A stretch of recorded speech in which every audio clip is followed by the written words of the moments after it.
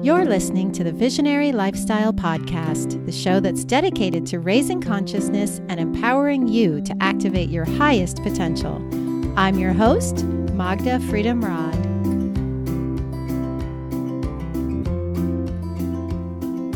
Greetings, Rainbow Warriors. It is me, your Visionary Lifestyle Guide, Magda Freedom Rod, and I am so thrilled to be bringing you Season 8 of the Visionary Lifestyle Podcast. Today, I am in Auroville, India, and if you are not familiar with Auroville, I really encourage you to look into it and jump into my Facebook group and see some of the lives that I'm doing from here. It is really one of these heaven on earth kind of places that my soul has been called to for many years, and I'm just thrilled to be here now and learning and becoming a part of this community that is so activated and all in service to the divine. And it's just super inspiring to see a group of people on planet Earth with such high aspirations and intentions coming together as a huge international community and really living the dream and grounding heaven on earth. So much wow going on being here. So I wanted to just give you a brief introduction to what's coming up in Season 8. Most of this was recorded in Bali at the Bali Spirit Festival with all their amazing teachers. So you can look forward to interviews with the amazing yoga legend, Danny Paradise, talking about yoga and shamanism. And we have Gwyn Williams talking about the three treasures. I mean, there's just such a huge list. We have people talking about sound healing, sacred activism and mantras, leading with the heart, yoga for nature, Ayurveda. I went to the pyramids of Chi and interviewed the founders of that incredible project that's happening there in Bali, and just so much highly activated just content coming your way. Incredible interviews with just some of the leading teachers and thought leaders in this space of awakening consciousness and raising consciousness here on planet Earth through these tools of yoga and meditation and conscious eating and sound healing and Ayurveda and just all of these high vibration topics that are here to help really activate your highest potential. So here I am traveling the world to meet these people and record these interviews to bring this wisdom to you, as it is my goal to activate your highest potential so that you can go out and deliver your own unique gifts to our precious beloved Mama Earth and all her inhabitants that we share her with.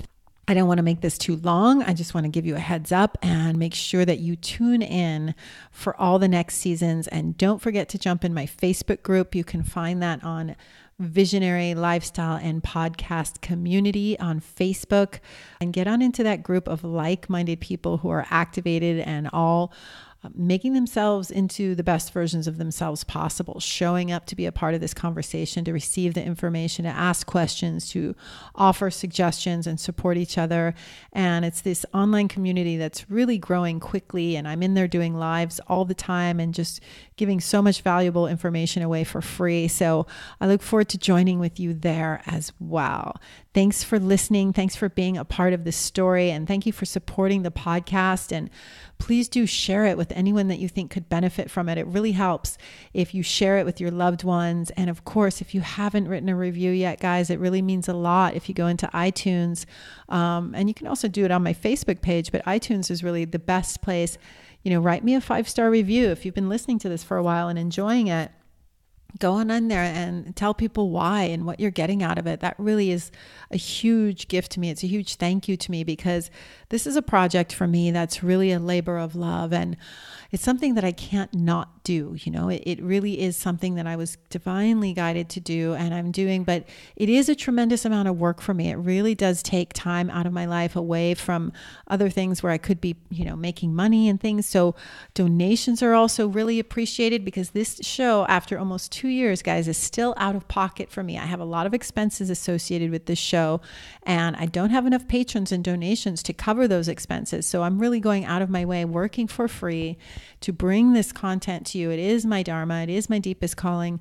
But if you're really benefiting from it, it would mean so much to me for you to at least share the show or write a review for the show. And if you can, send me a donation to help cover some of these out-of-pocket expenses for me, because really it's not sustainable for me in the long term at this rate. So I need your support. I'm here supporting you, and it'd be nice if it's a two-way street. We do have that karmic implication to think about as well. So thank you so much for being here. Thank you for listening. Thank you for sharing the show. And I'll see you on the next episode. All my love from Auroville, India. Namaste.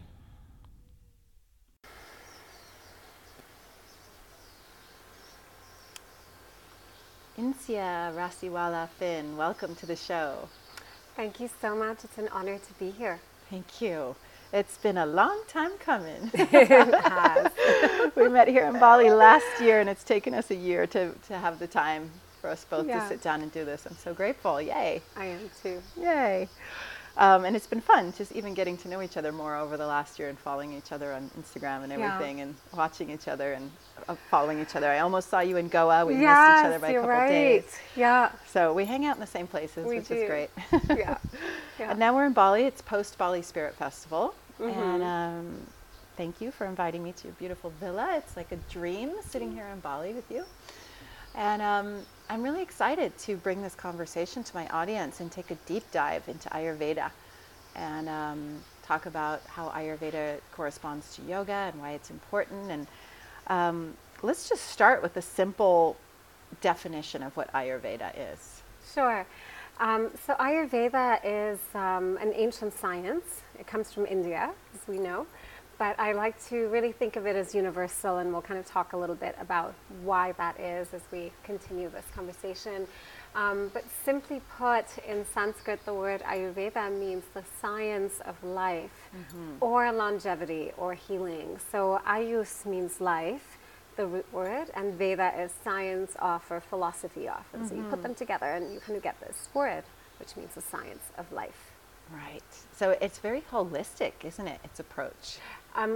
Very holistic. It's when you say that word, the science of life, it doesn't leave really anything out. And so Ayurveda looks at us from that point, not just when we're born, but actually when we're conceived. So at the point where procreation actually happens to the end of that life cycle, and that's just considered one life of many.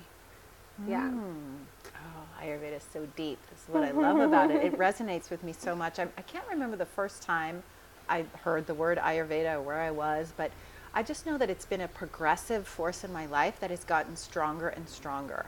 And as long as I can remember knowing about it, I've been attracted to it and really interested in deepening my knowledge about it. And for I'd say about the last 3 years, I've been personally working with a practitioner and practicing it in my daily life. Wonderful. And I see the benefits of it loud and clear. I love how it corresponds to my yoga practice, and I'm really excited to bring more of this to my audience and help people understand what it is and how they can also bring it more into their lives. What is the value of practicing Ayurveda or an Ayurvedic lifestyle?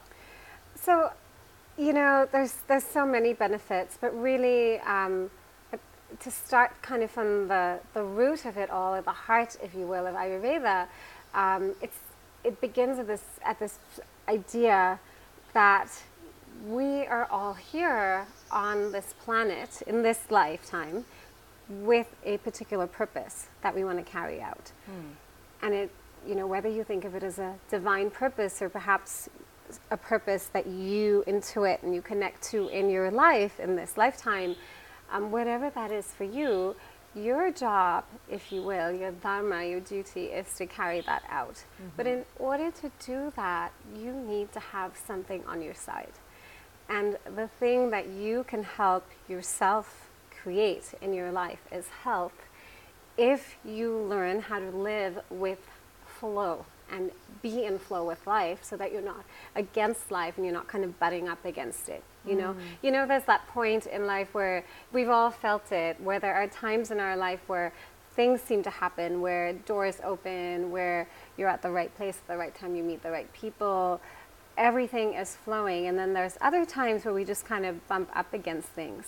And so Ayurveda says, well, in order to actually fulfill your divine purpose on this planet at this time, you need to safeguard your health.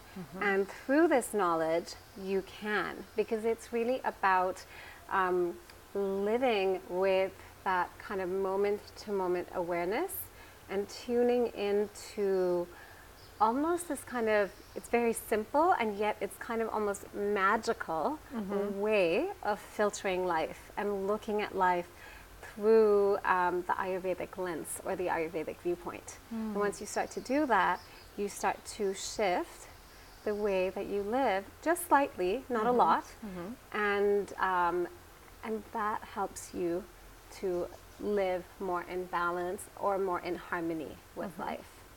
Right, perfect.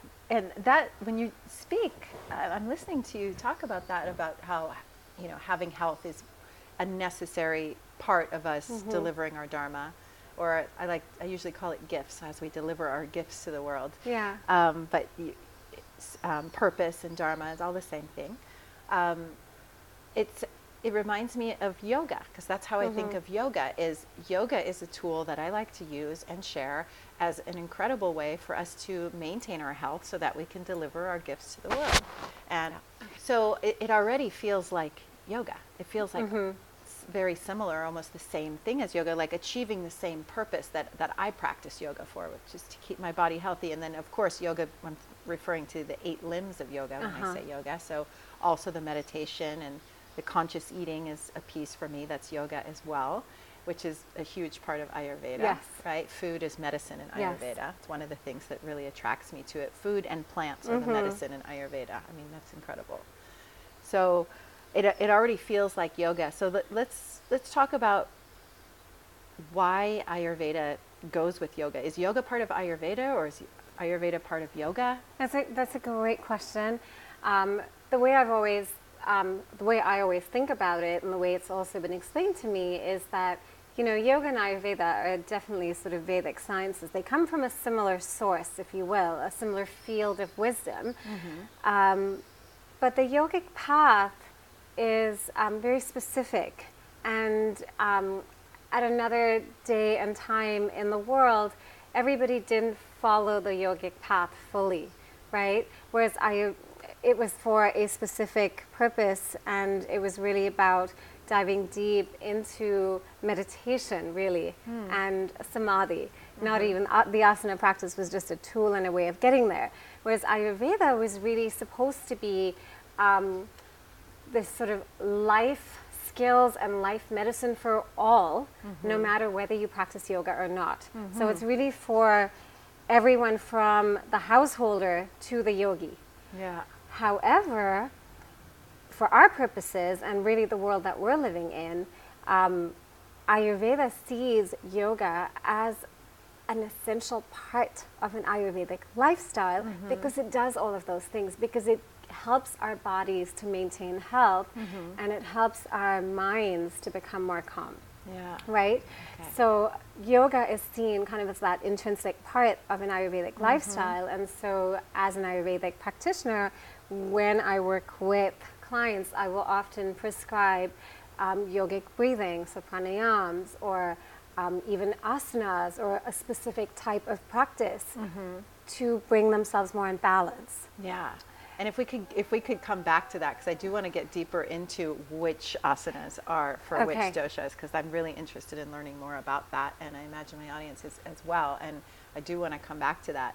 So what I'm hearing is that really Ayurveda is the umbrella. Yes.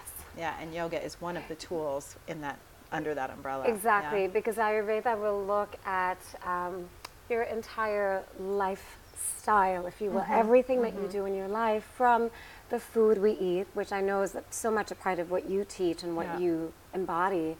And so I know you'll really appreciate that piece about Ayurveda. But so it's about how do we use all of these aspects in our life, and how do we look at life always in relationship because Ayurveda always comes from that place of belief that we are not in this sort of a bubble, but that we are always interconnected, and that our being is always impacted, our energetic being, our physical being, our emotional being is always impacted by our environment, our surroundings. So relationship to everything. To everything. Not necessarily personal relationships, although that's one factor, one Yes. facet, if Yeah. you will, right? But Yeah. relationship to everything, like the weather. The weather, the place we choose to live in, what we ate for lunch today, what we ate for dinner last night, whether we watched a particular film and how it impacted us, things like that. And it's almost as though Ayurveda starts to see kind of that residual effect of things. Wow. You know, how is this impacting you? How is all sensory food impacting our lives?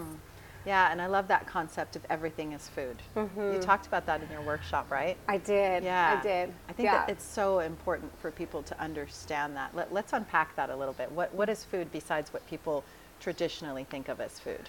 Gosh, you know, I have to say everything is food. Yeah. Because really it is so much of the heart and core of what I believe. And I feel like it's something I've become more sensitive to now, more and more. It is the people I surround myself with. It's the places I choose to be in, the conversations I have, technology. How much time am I spending on my device? How much time am I spending on my laptop before I head to bed? That's a whole other piece we can talk about more. But it's sort of, it is really everything. And it's so important because at the pace of our life today, things come at us so fast and so quickly and so intensely that we don't have time to really absorb them, To digest to that digest food. that food. Yeah. You know, so we're kind of continuously living in this overstimulation mode, and it's impacting us completely. Yeah. I mean, it's impacting our adrenals, it's impacting our hormonal systems, and it actually is physically impacting our digestion as well. Right. A lot of people have digestive issues, right? Because Yes. they're not having adequate time and space to digest all this food they're Exactly. consuming, right? And we're multitasking all the time. We're Yeah. listening to music while we're on our laptops, or we're working out while we're listening to music, and we're making a phone call, and because we're so busy, and and everything is so important, and everything's so urgent. And so our bodies are continuously in that mode, and we don't know when to take a breath. We don't know how to exhale. Yeah. We don't know when to pause. Right. And I start to see that so much in the way we live, even in Bali, Yeah. you know. Even in Bali, even in Even- this yogic paradise. Yeah, yeah, yeah. Yeah, it's true. I'm noticing that I feel like I'm hustling almost the whole time that I'm here. Right? Yeah, I'm intentionally taking a vacation for myself over the next 5 days. I'm going to a very small island off of Bali to just Awesome. be alone. Yeah. And swim in the ocean, Yeah. and hopefully snorkel and look at the fish, and that's my decompression. And I'm intentionally doing that. Yeah. This is my yoga. This is my Ayurveda, Yeah. right? And I keep saying, I think I said it on the last intro of the last podcast that I published last week, that I'm in Bali right now, and this warm, moist air is really pacifying for my vata. Yes. And I was like, if you don't know what I'm talking about, go back and listen to my other episode about Ayurveda. Awesome. And now I send people to this one as well, because I want everybody to know what that means. Okay. You know what I mean? I want everybody to know how to balance themselves, Yeah. right? Because Yeah. this is so valuable. And I go back to what I said earlier, that I look at yoga as this tool to balance myself and keep my body temple healthy so that I can deliver the gifts I came to bring. And I want to encourage everyone to do that. So it's really exciting to consider that Ayurveda is an even bigger umbrella with more tools on how to do that. Yes, exactly. And it is in a way, because it's so complementary to yoga, but I feel that the missing piece that yogis quite often don't have the grasp of yet is that real understanding of, not just believing that all yoga is good for me right now, because so often we go to a class and we come away and most often we're balanced and we feel a little calmer and a little more soothed, but sometimes we can come out of a particular type of a yoga class and feel almost irritable or feel more anxious or kind of feel too floaty and not grounded, or sometimes kind of feel dull. And in that place, in that space, Ayurveda can kind of come in and say, oh, okay, well, let's look at where you were before that practice, how you were feeling, and let's just, you know, analyze what that class was like for you at that particular moment in your life. Right. And it can kind of help connect the dots, and I'm speaking specifically about the energetic dots, right? Because Ayurveda believes that that really the entire universe has these energies, these bioenergies that are kind of intertwined. And there's three main bioenergies that we talk about, the doshas, and there's vata, pitta, and kapha.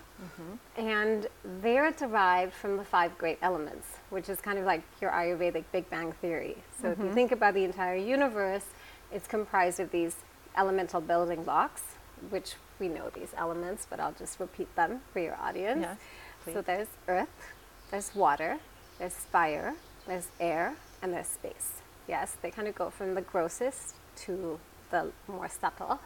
And earth and water together combine to form the kapha dosha, which is the most earthly, stable part of ourself. Yeah. And then there's fire and water, which sound not complementary, but a good way to think about them is to think about oil. Liquid containing heat. Yeah. So fire and water combine to form pitta, the pitta dosha, which is the transformative part of ourself. Yeah, so it's the principle of transformation. It's fire. Think about what fire does. It changes the composition of things, right? And then there's vata, which is the lightest, most subtle part of ourself, and it is comprised of air and space. And it is the principle of mobility.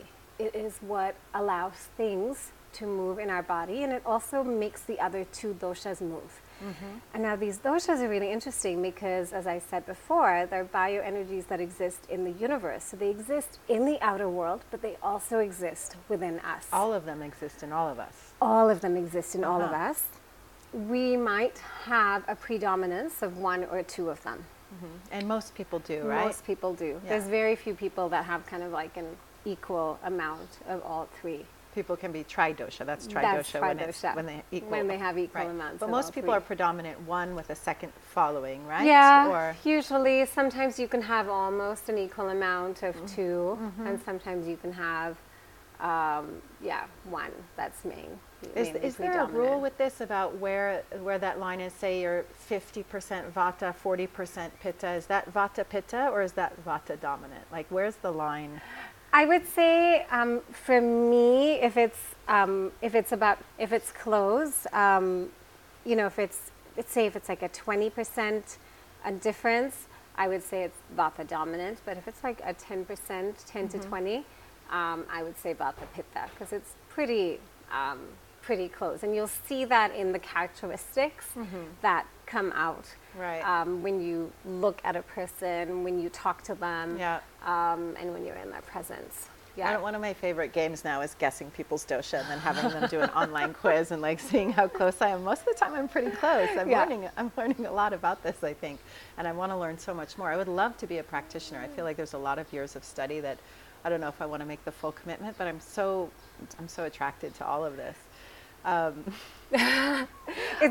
feel like it's lifelong study. You know, I feel like I'm continuously there's so much to learn. You open another book and more it's like, and more wow. and more in. Well, I have one question around the doshas. That's something that I don't understand. Prakriti? Prakriti versus dosha. What is the difference? Okay, great question. I realized I forgot to talk about Prakriti earlier. So Prakriti is our innate constitution. It's sort of our individual blueprint, and you have a Prakriti that is unique to you. I have a Prakriti that is unique to me, and everybody does. Okay. And this is a really, really cool concept. And your prakriti is your particular ratio of the 3 doshas in you. Okay. Yeah? And it was, you Okay. received your prakriti at the time of conception. Conception. Yeah. Wow. And it's based on, you know, your parents' prakriti, so their individual prakriti, so it's kind of like a melding of those two. And also just all those things that I was talking about earlier. What did your mother eat that night for dinner? What did she eat when you were in her belly, when she was holding you and birthing you and growing you? The thoughts in her mind. So the mother actually has a lot of impact on the child because she is actually the vessel and the container. Wow. Yeah. Obviously, Okay. the father does too. Right. But, Right. But more know, so because of the but so- physicality yeah, of the yeah, mother. exactly. Okay, so it's the ratio Yes. of the 3 doshas. Of the 3 doshas. Okay. And you have that. And so that is your blueprint for life. And your prakriti will, you know, will sort of give you an indication of, okay, these are the things I'm aptly suited to doing in my life. You know, and there's 2 parts to it. So it'll kind of show you, you know, that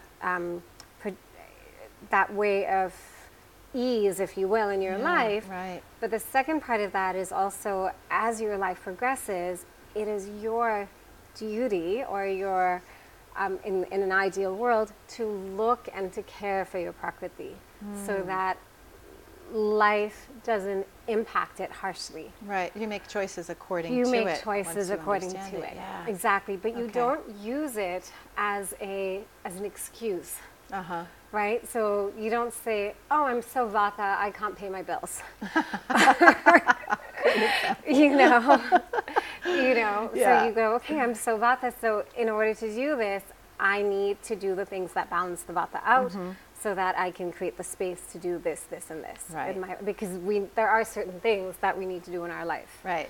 Right. Right. The Yeah. responsibilities The of being responsibilities human on of this being- planet at this time. Exactly. Annoying as they may be at Yes, times. exactly. I don't like paying bills either, but you know, or paying this off my is- credit card. Yeah. Right. But this is the value of understanding Ayurveda and knowing what your dosha is, you know, and then understanding that you were born this way. You know, I think about the couples that it's like, if the woman's vata and the man is pitta, and it's like they're fighting over the air temperature in the bedroom, right? Yeah. It's like, and blaming each other. It's like, no, they were born that They were way. born This that is way. what their need is, you know? Exactly. And there are solutions once you Yes. understand it. So it's so Exactly. empowering. It is. It really, really is. Yeah. Yeah.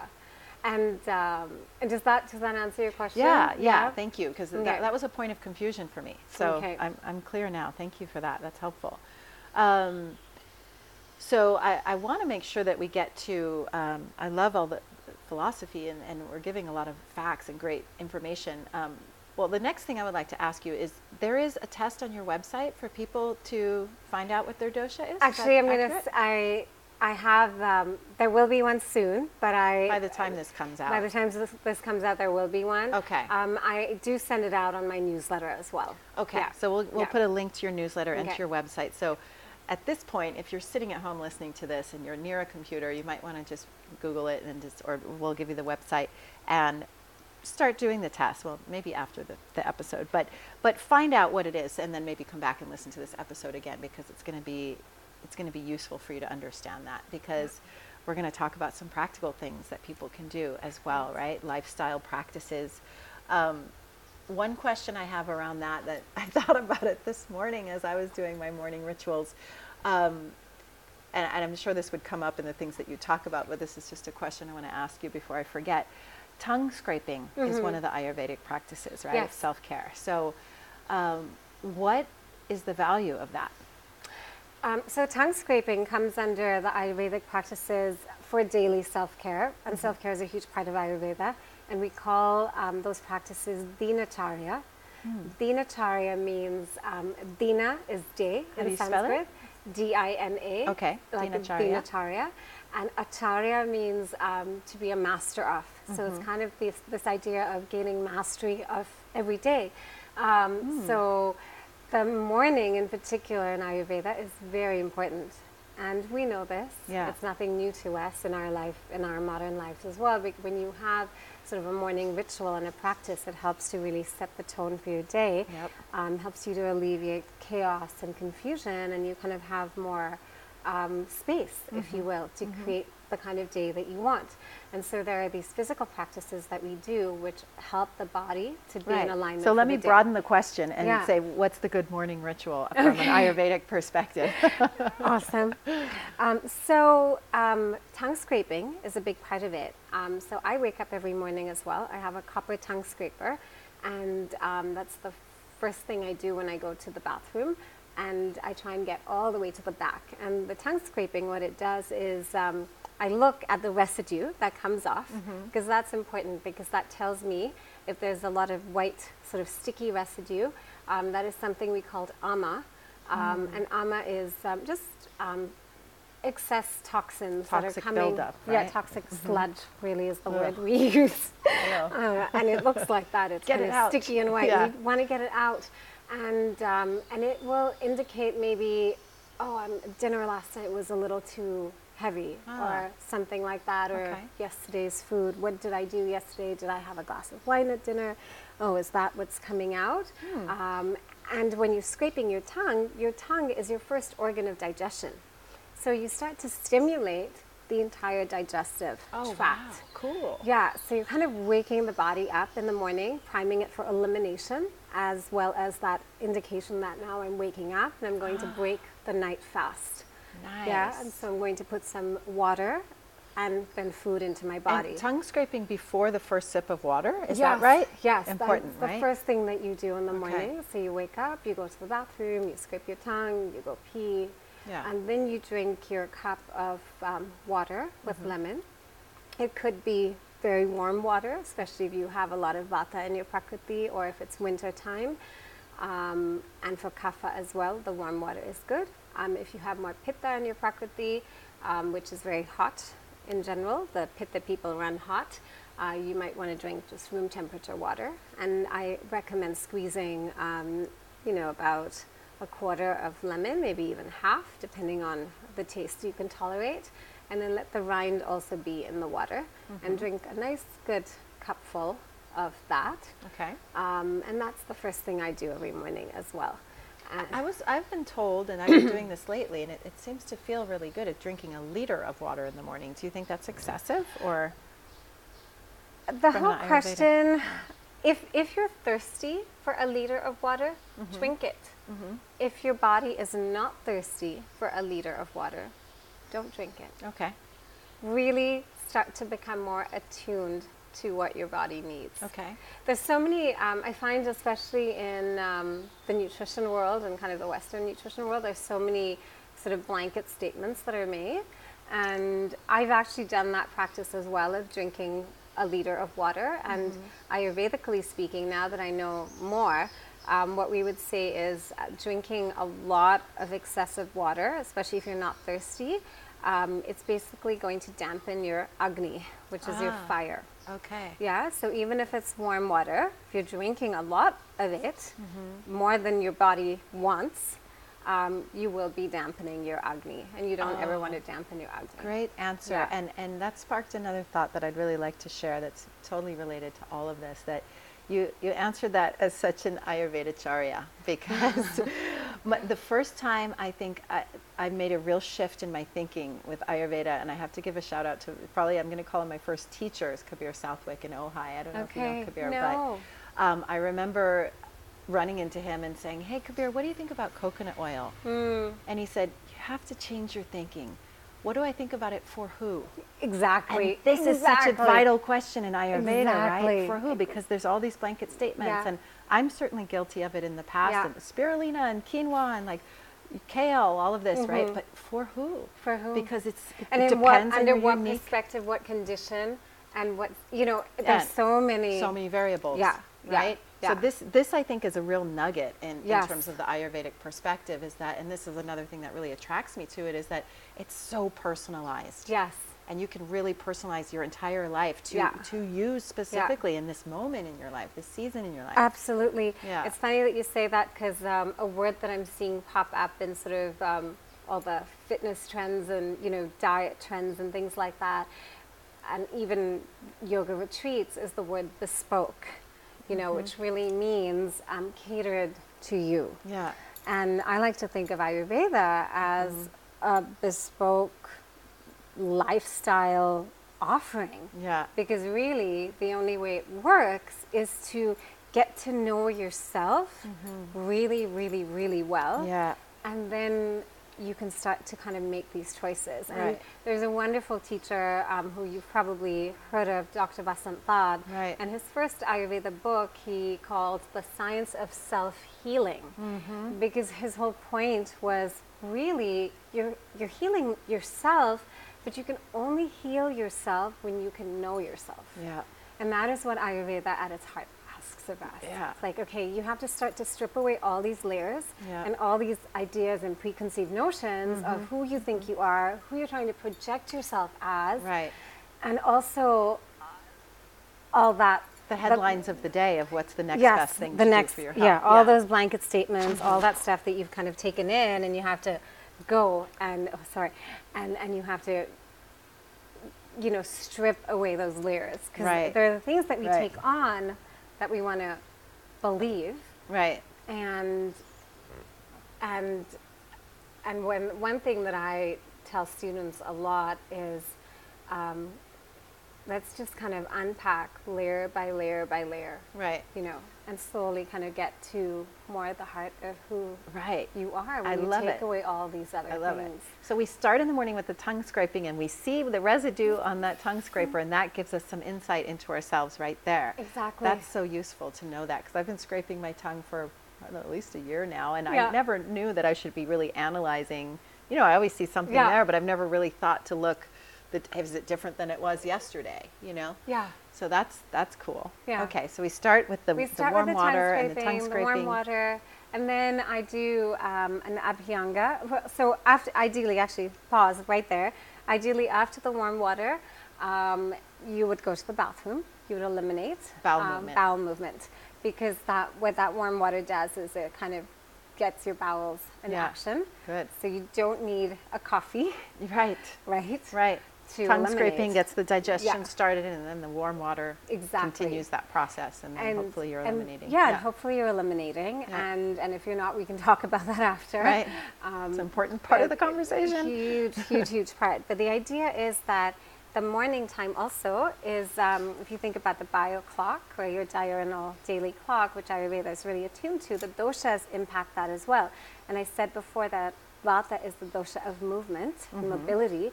It also helps with elimination. So Yeah. it helps to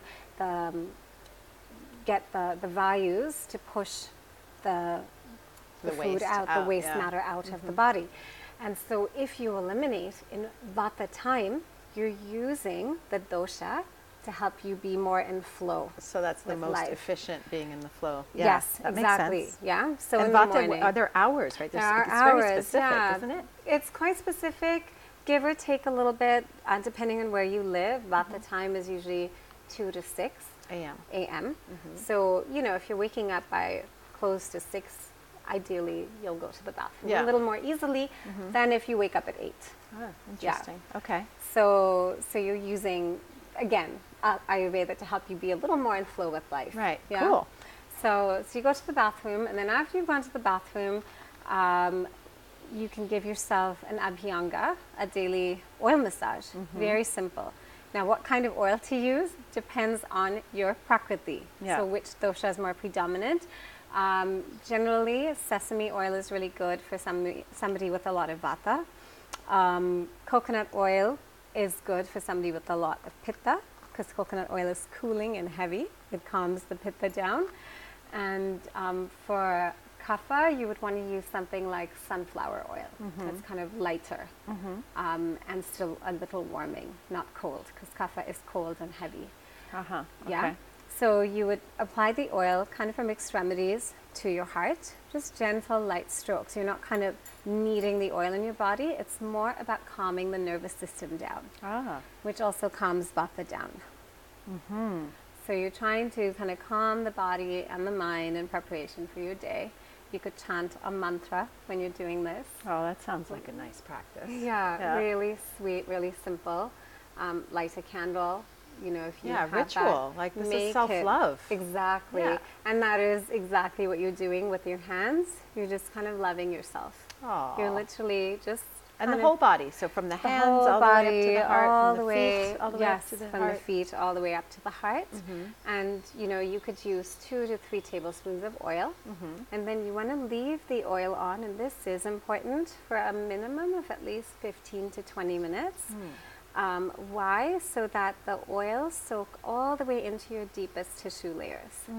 So you put your robe on and then you go make breakfast? I usually or do yoga? I mean, because you're oily, what do you do all that for that 15, 20 minutes? Super oily, right? You're it's not just putting, 2 to 3 tablespoons, it's not like an abhyanga that you would get in an Ayurvedic spa where they literally use 2 liters of oil on you. Right. It's literally Which 2 is heaven tablespoons. on earth, by the way. Please do it.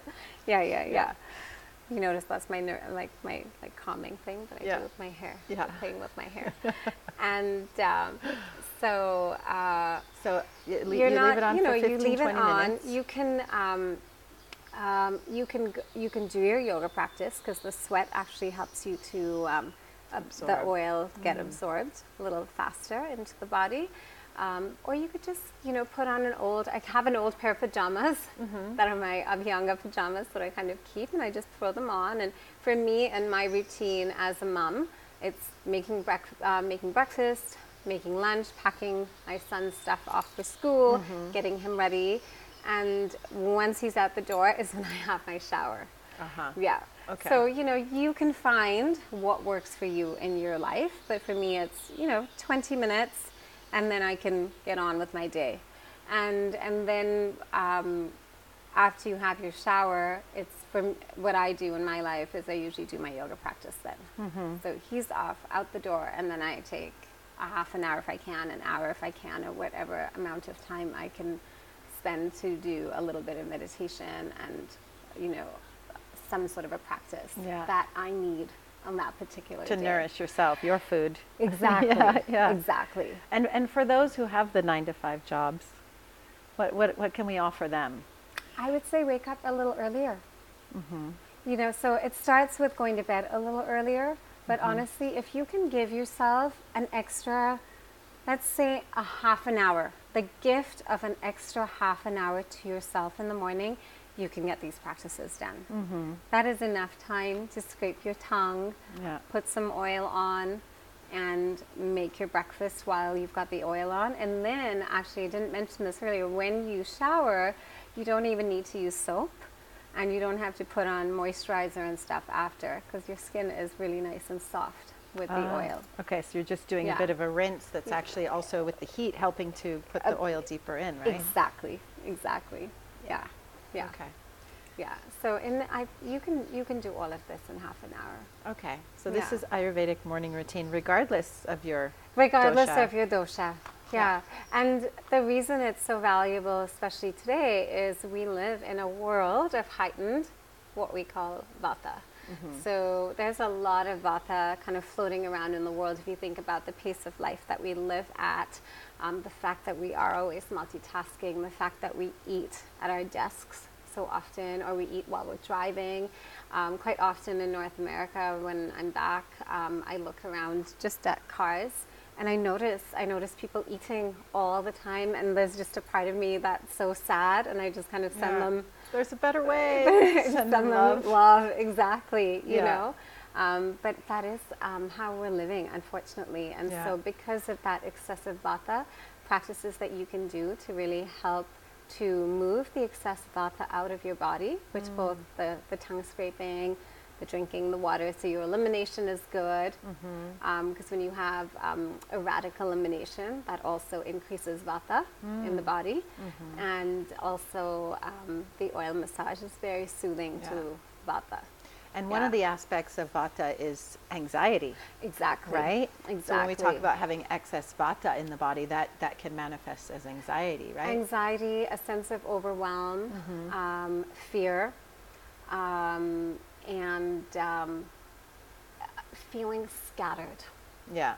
Feeling scattered. That is really vata at its height. Right, Yeah. right. So these practices we're talking about, if you can develop this as a daily ritual, that will help you in that aspect of your life. And Yes. if you're having these, if those symptoms are a part of what you call your normal right now, consider making the time to try out these practices. Yes. And monitor yourself and notice. Exactly. And see how that goes. Yeah. See if you get some relief. Yeah. I mean, don't take the drugs. Don't go to the psychiatrist and get a prescription from Big Pharma. No. You have this natural remedy. Exactly. Right Exactly.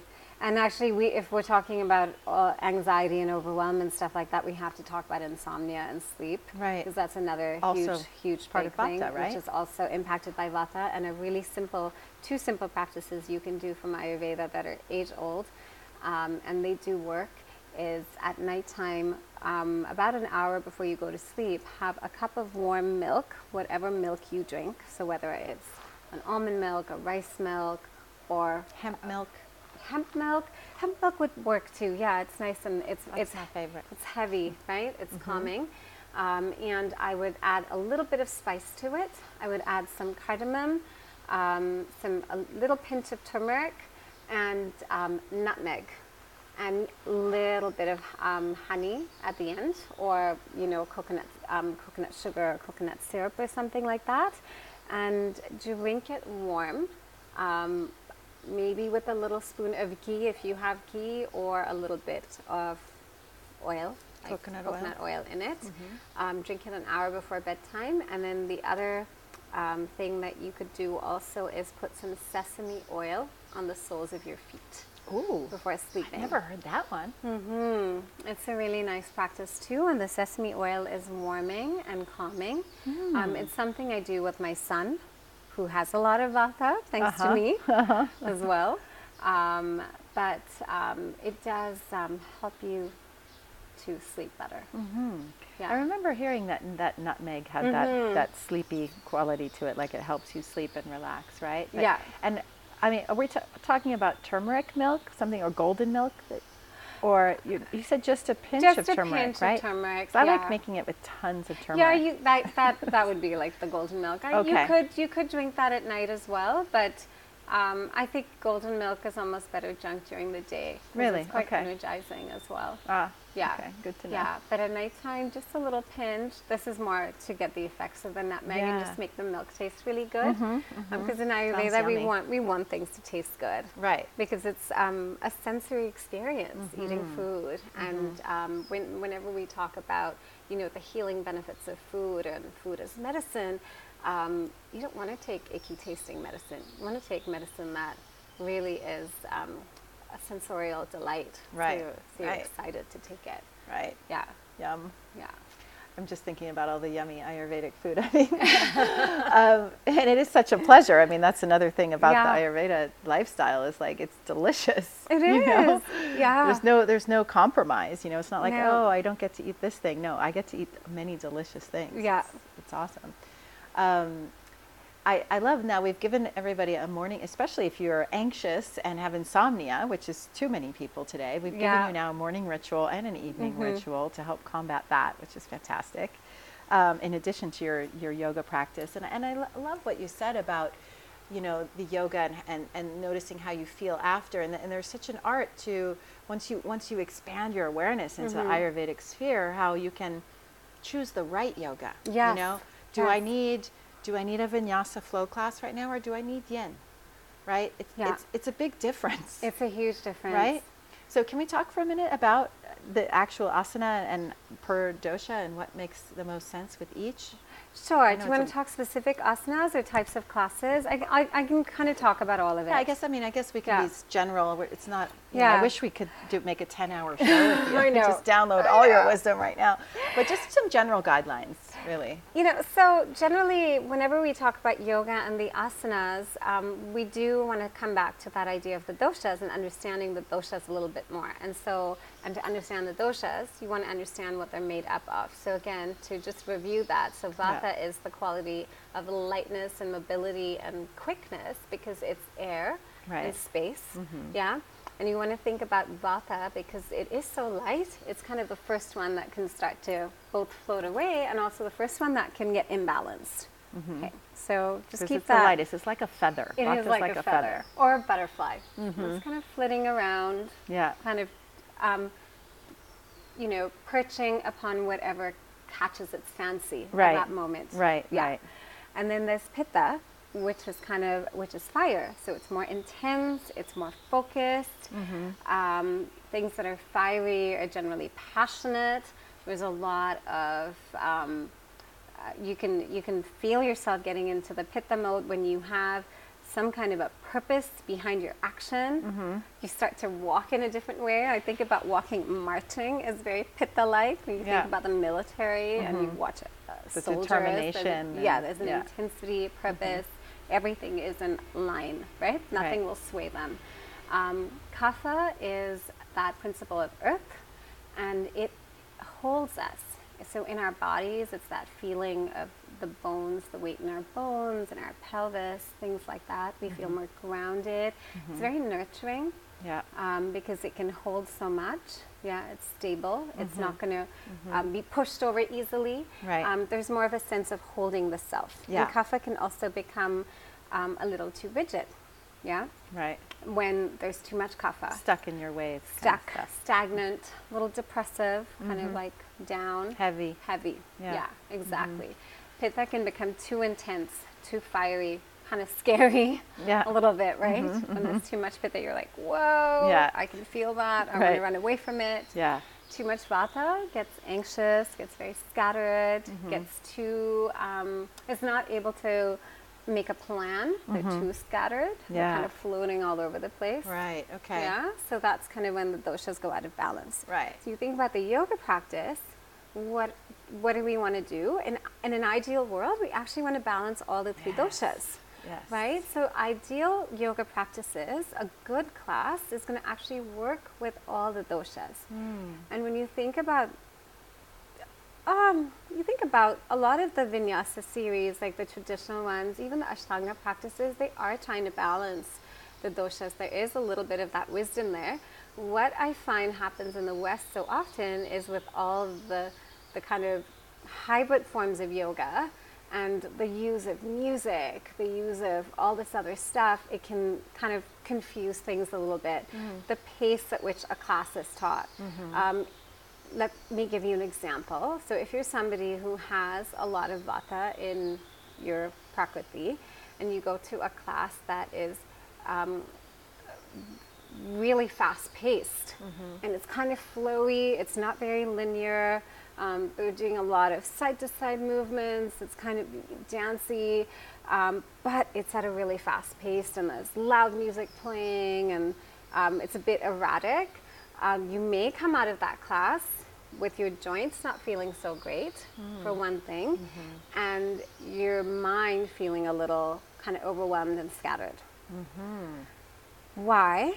Because you have so much vata in your body anyhow, your joints have a little more of a tendency towards misalignment and things like that, because vata can kind of lodge itself in the joints. So for example, if you're somebody whose knees crack and hips crack and things like that, mine do pretty much, and whenever I practice yoga or when I stand and sit, so I have to be careful in classes like that. I have to really work on making sure that I hold my alignment really well, and I don't let things just kind of go out of whack. All super flowy all over the place. Exactly. Right? Super dancey and wow. Okay. It can feel really fun because I have the vata in me. I'm already drawn to that. Right.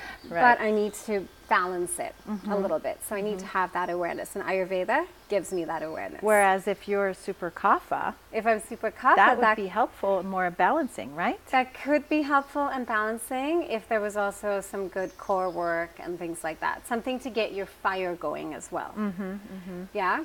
So I'll give you another example. So we'll talk about, pitta, if somebody with a lot of pitta in their prakriti goes to, for example, a hot yoga class, how would they feel at the end of it? I think that's not helping the pitta situation. It's probably going to increase the pitta. The fire. It's feeding it, right? So you're going to come out and you're going to feel even more determined and even more focused and even more type A, if you will.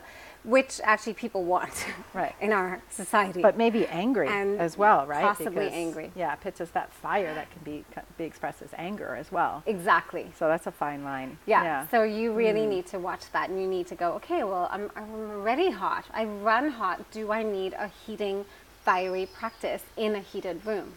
Or do I need something cooling and something that doesn't get my competitive insides up in a knot, right?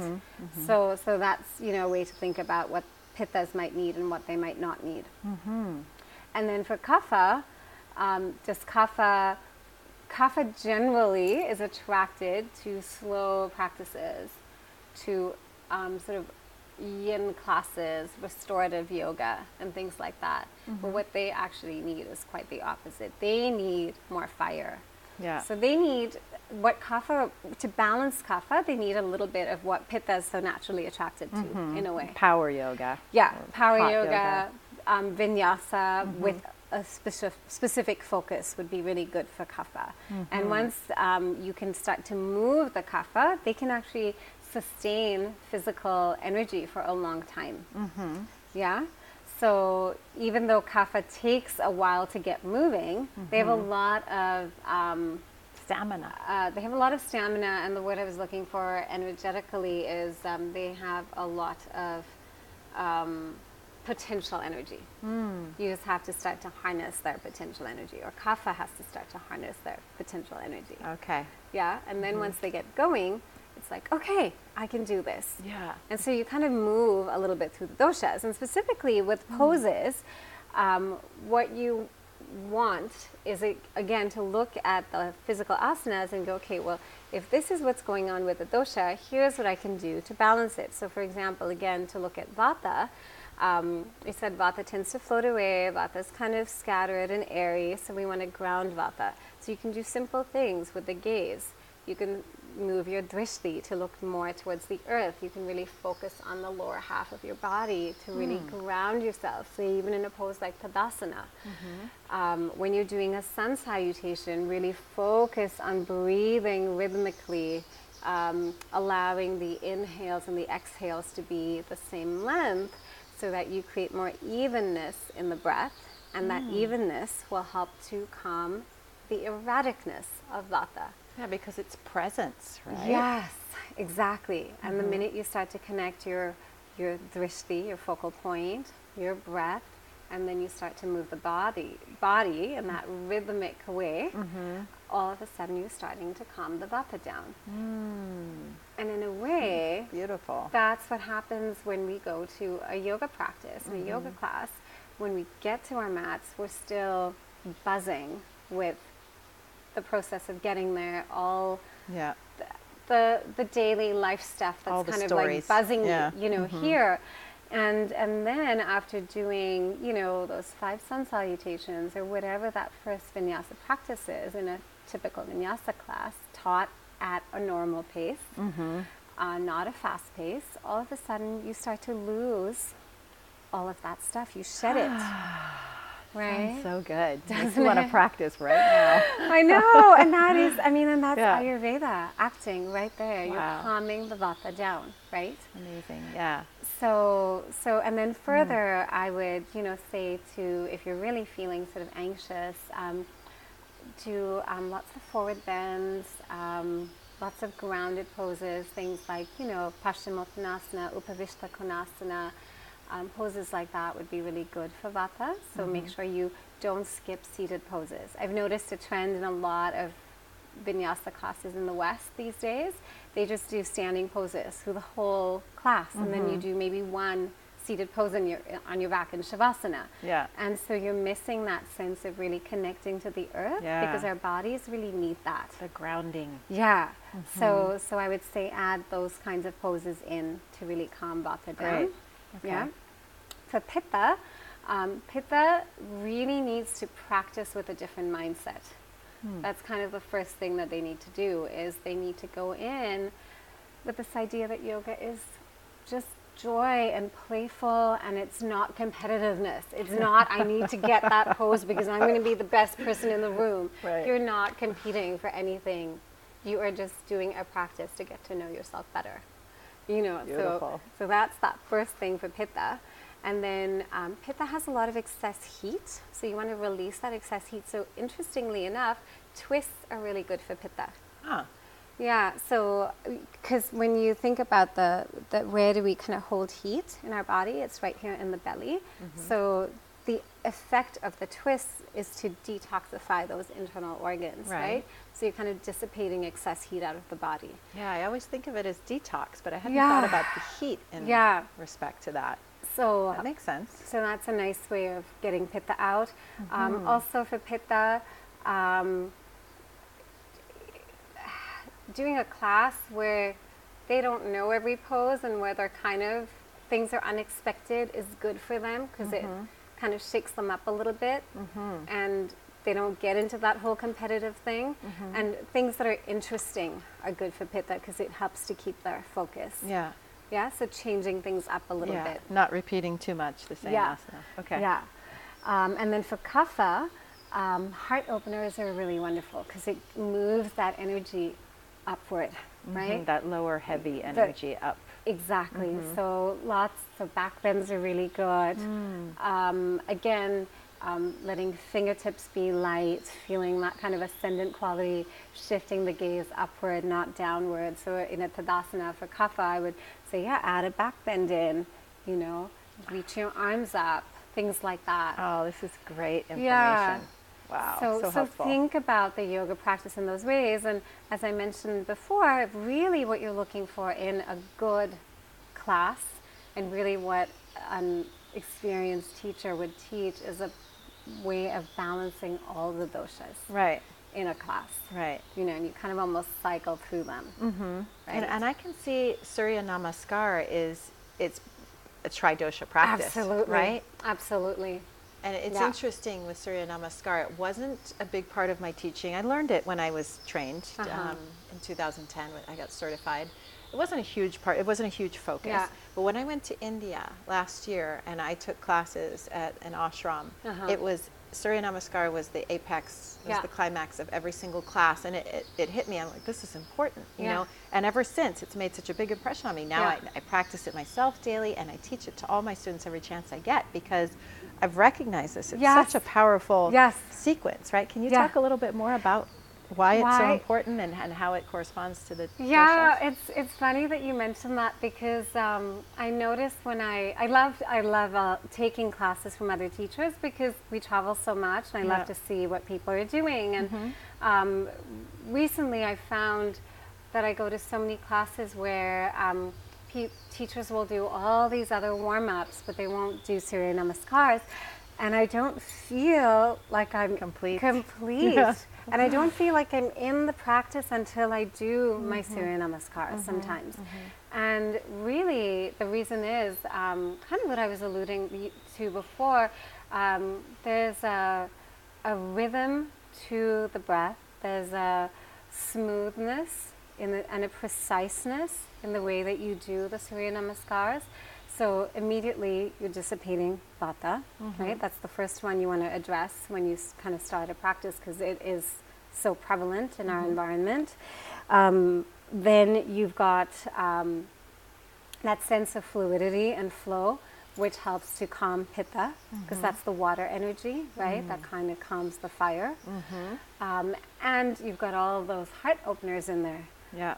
Right? The upper dogs and the back bends. So all of a sudden you're working with Kapha. So you're really working with all the doshas, and you're helping to balance them out. And you add so much, you know, to the practice. I like to encourage people to develop, you know, a personal home practice. And like, even if you just do a few rounds of Surya Namaskar every day. It's amazing. That's giving you so much. Yes. Right? Yeah. Because it's not only balancing the doshas, it's also balancing the chakras, right? It is. The subtle energy yes, body. Yes, absolutely. Can you speak to that for a minute? Sure.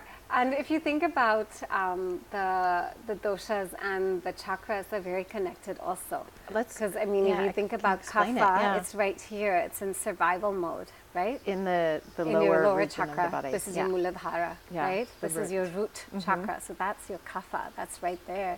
And then you think about your Manipura, this area, The and solar plexus. Svadhisthana and Manipura. This is Pitta. Yeah, the sacral and the solar plexus. Yeah, this is That's your Pitta. your passion, your out in the world, working its Your magic. action, your fire, your fire, all of that. And then you think about the upper chakras, right? You're up, right from your heart chakra and up. Yeah. That's really the realm of Vata. I mean, actually, Anahat is, I mean, we talk about the fire and the heart too here, like with Hridaya and that idea as well. So I would almost say there's a little bit of the Pitta feeding in here too. But it's right next door, so it makes sense. Yeah. It's the blur of the rainbow right there. Exactly. Right? And the it's yellow that, going into the green. and it's as well. like the fire becoming more of that transcendent, compassionate fire. Purification right? also, Yes, yeah? exactly. And then Vata really going into ether, right? And then the crown chakra. I in love space. this. Yeah. So you do have a connection with the doshas. I never thought of breaking the body up into the regions of the doshas. That is totally fascinating. Yeah. It's Makes not total sense. This is though. more like an energetic map. Yeah. Because really, But when it's we the way the physically chakras talk about correspond. when we talk about where the doshas actually sit in the body, it's a little different. Right. But energetically. But energetically, this is a map that totally makes sense to me. So much sense to my Yeah. brain. Thank you Yeah. for that. Yeah. And with just a little bit of time left, what's the most important, useful thing for people to know and understand? So one really important point that I love, again, talking in my workshops about too, is going back to that idea of Prakriti, is that point that we are all unique. You know, so just following a one size, one shoe fits all diet book is not necessarily going to work for you. It may have worked for that person who wrote that book. Right. But it's probably not going to work for everybody else. And it's so funny because I see this in our modern world. We follow these trends and we follow these things all the time. Everyone's paleo right now, or everyone's doing Keto. something else. Right now it's keto. keto. Right now Yeah. it's keto. I have a friend in Bombay who's following keto diets, and I'm like, but you have amazing food here, and there's a holistic quality to the food you can access here. And you know, we ended up having this whole conversation, and yet people get so fixated on these ideas. But Ayurveda comes in and says, you know what, maybe Ayurveda doesn't say it in these words, but I do, is we are not sheeple. You know? Thank you. We are not sheeple. Right. We can't just follow the same thing because your needs are different from my needs. Right. And if I can sort of tune into this idea of understanding my Prakriti, and so how the doshas make me who I am, then I can start to understand the foods that I need to eat to balance my body, the practices I can do to feel more healthy, to feel more vital, and to feel like I am fully myself.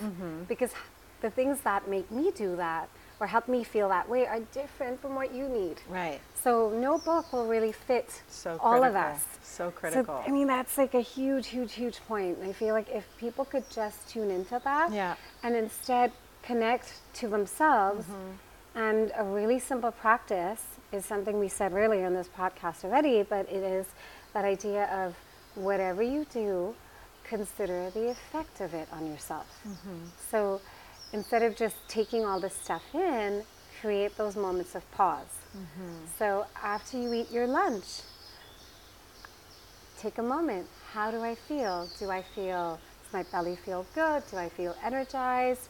Or do I feel bloated? Do I feel heavy? Do I just want to go to sleep? You know, after doing this yoga class, how do I feel? After spending time with these people, how do I feel? So always kind of checking in with yourself, and then you can kind of start to draw this energetic map for yourself, and you can start to navigate your life with a little more awareness and perception, right? Because all of a sudden you're starting to do things that actually help you to thrive and not feel bad, you know, feel crappy, So valuable. So valuable. So and it's the more you do that, the more you tune into your intuition, because ultimately Ayurveda is trying to get you on this path where you don't need anybody to tell you what to do, but you can start to pay attention and start to become aware.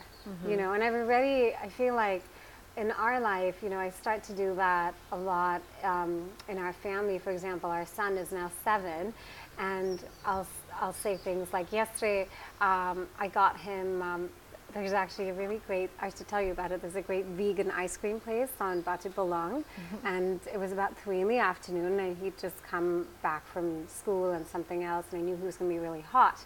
And so I thought, okay, this would be a really great treat, and so I brought it home for tea time, because we usually let him have a snack then, and I said, Ananda, it's better, okay, we'll have the ice cream now, and Eoin said, now, but it's, what about after dinner? And Ananda goes, because it's not so good to have ice cream at night, right, Mama?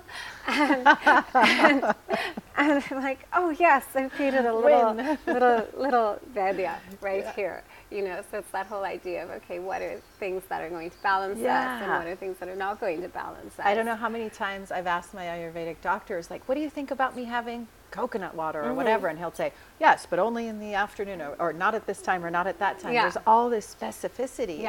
And just, I love that little anecdote. And just to give people a starting point, I think, is I would love to send everybody to your website to do the test, so they can get their starting point for what their dosha is. And then from there are food lists, right? It's like the Vata food list, the Pitta food list, the Kapha food list. So as a starting point for, you know, maybe green beans are better for you than kale, as an example, or whichever grain, right? Which kind of rice even, right? So those are great questions. Everything we look at, just to your point about specificity, we can get really specific in Ayurveda, but if you can understand the principles, it'll help you to find that in your own life. Right. Yeah, so your point about coconut water is cooling and heavy on the body. So typically, if you're somebody like yourself who does have a lot of vata in your body, right, you want to make sure that you don't have that probably at nighttime, because it'll enhance the coldness that's in you already, and then you might wake up the next morning with a little more ama on your tongue and a feeling of congestion, right? But if you have the coconut water midday, the sun is at its hottest, the temperature outside is hot, which means that your body is a little hotter too. You have a little more fire in your body. So you're probably going to digest that coconut water that much more easily. Yeah, regardless of the temperature of the coconut water. Regardless of the temperature of the coconut water. Right. Yeah. Because I wouldn't drink chilled coconut water because I'm Vata, and that's not good for me. Exactly. Right? Exactly. It was it was so interesting when I started learning about this. I realized I've been eating wrong for my dosha. I've been eating cold green smoothies, you know, and raw salads for years before I started on this. So, and most yogis are into the raw food, right? This is let's make this kind of our last point, because this is a really huge one. This is important. Yeah. This is a huge one in the yoga world. Yeah. And you kind of hit the nail on the head. Yeah. Because we think that salads are healthy.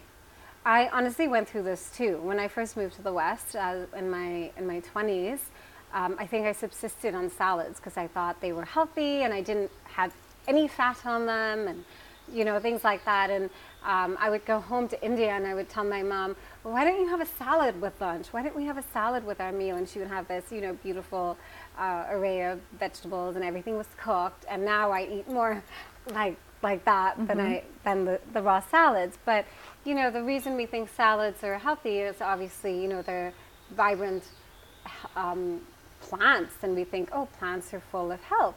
But in Ayurveda, yes, we look at plants. We want to eat plants, but we want to eat them in a way that supports our digestion. And cooking or lightly steaming vegetables in Ayurveda is seen as a really good practice to help us to digest those foods better, because especially raw greens, are considered cold and bitter. Specifically bitter in taste to the body, and the bitter taste increases vata. And they're also, if you feel like, say, take a kale leaf or something that's raw, and then you take a steamed kale leaf, you can immediately feel it, the texture. The raw kale leaf is rougher and drier, right? And the moistened, steamed, cooked kale leaf is softer and more sort of unguent, slimy, right? Slimy. So it releases some oils and things like that. So that is actually easier for the body to digest than the raw kale leaf. Yeah, so the whole green smoothie thing. The raw vegan madness that has taken over the yogi world. Exactly. It's very hard to support that over a long term. Right. Unless your Agni is really, really, really powerful. Super strong pitta, For right? strong can pitta, do raw for can a do while. raw for a while. And kapha is more, Kapha benefits more from raw as well. Kapha can benefit from raw in a warm climate. Yeah, so in Bali. In Bali, doing kapha like can a raw cleanse. Can do a raw cleanse, but then they need to again. But not as your lifestyle. Exactly, not for life. And what I see happening a lot in the yoga circles is people take this on, and in a week they feel amazing, and then they want to feel that way continuously, so they keep doing this, but then they're actually depleting and drawing from their body. Yeah. Instead of replenishing it. So that's a huge, huge, huge thing in our, in our world. And what I would say to that is, if you are, on a raw vegan diet, is really look at yourself qualitatively. Think about, how do you feel? Do you feel grounded? Do you feel stable? Do you feel in your body? Are you able to focus? Those are questions that I would ask to make sure that you're not super in this kind of ethereal vata world. Floating away. How is your digestion? Yeah. That is Are you having those regular BMs every morning, and hopefully more than once a day, right? Exactly. And we'd even look at that a little more further, but also how much good oil and good fat are you getting in your diet? Because the fat helps to calm vata down. It also helps to digest and smoothen the roughness and the dryness, which are aspects of vata. Yeah, of the raw veggies. Oh, also, yeah. Yeah, so that's why it's so literal. I love it. Is so that's what I mean, and I actually so easy and logical, on really. my blog I did because of the whole green smoothie thing. I did do a post a while back on how to give your green smoothies an Ayurvedic twist, and my way of bringing a little more balance in there. Is to add good oils in your smoothie, and also to have it at room temperature, not icy cold, and also to add some warming spices in there. So that's something I personally do if I make a smoothie. I will tell you this, I don't have smoothies in Canada. I can't digest them. It's too cold. But here in Bali, I will make a smoothie, but I'll add cinnamon, I'll add ginger, I'll add warming herbs and spices. To help to balance out the cold, dampening effects of the smoothie. And for green juice, I guess, could be the same thing, right? Room temperature in the middle of the day, add ginger. Middle of the day, add ginger would be a lot easier. Ayurveda-fied your green juice habit. And then you're still, and it's, let's not mislead anyone. Greens have a lot of nutritional value. We want to have a lot of greens in our body. Yes. But coming at it from an Ayurvedic approach, so that it's helping to actually truly nourish us. Exactly. And not deplete us.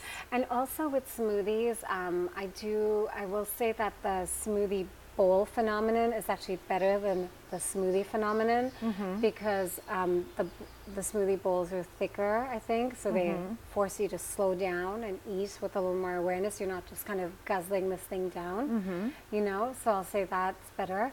But really, if you can have green smoothies and green smoothie bowls, start eating your greens, because they're delicious. And when you add good herbs and spices, even if you do add a little bit of garlic, you're warming up the greens, a little bit of olive oil, a drizzle of sesame seeds on top, things that add a little bit of texture. You're slowing down the digestive process.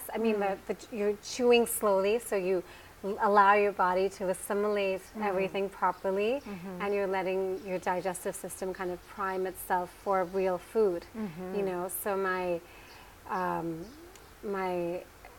advice on all of that is eat simple foods, and eat your foods more than just drink them, because I think the other part of the smoothie thing that we should talk about is that people often use a smoothie as a meal, and then they add all sorts of protein powders and things like that into them, and that's a big yoga trend as well.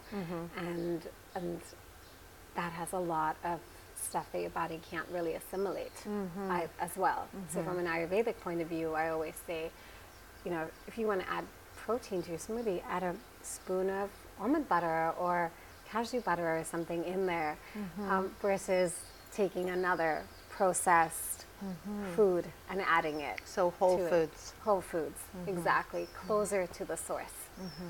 Yeah. So much good information, so much to think about, and so much great practical information for people. Thank you so much. You're so welcome. We have to do this again. We're going to have to do a part 2 at some point. Okay. It will circle around in Bali Maybe next in year. Bali or, I don't know, Sri Lanka or India. somewhere. Who knows? Yeah. Yeah. Next time we see each other, we should sit down and do a part 2 of this, because we just scratched the surface and Yeah. we've shared so much. So thank you for your wisdom. Thank you for your yes to delivering your dharma and your gifts here, and for showing up as such a bright light on this planet. Thank you so much. You're so welcome. I'm so happy to do this. Yeah, And you're really living your dharma, and it really shows. Such a treat to get to know you. Yeah, thank you. Namaste. Namaste. Thanks so much for answering the call to be here today. I'm so glad you're part of our tribe of activated rainbow warriors. If you found the show in any way empowering or inspiring, I would be so grateful if you would share the show on social media or with friends and family that you think would benefit from these conversations. And also, rate and review the show in iTunes. This is really the very best way to help support the show and help us get noticed by others who are looking for the sort of content that we're sharing. Now notice there are no outside ads playing here. That's because the show is supported by you, the listener. You can become a patron of the show with a small monthly donation by checking out the perks on our Patreon page at patreon.com/visionary lifestyle and signing up there. There's also a one-time donation button on the podcast page of the website if that suits you better.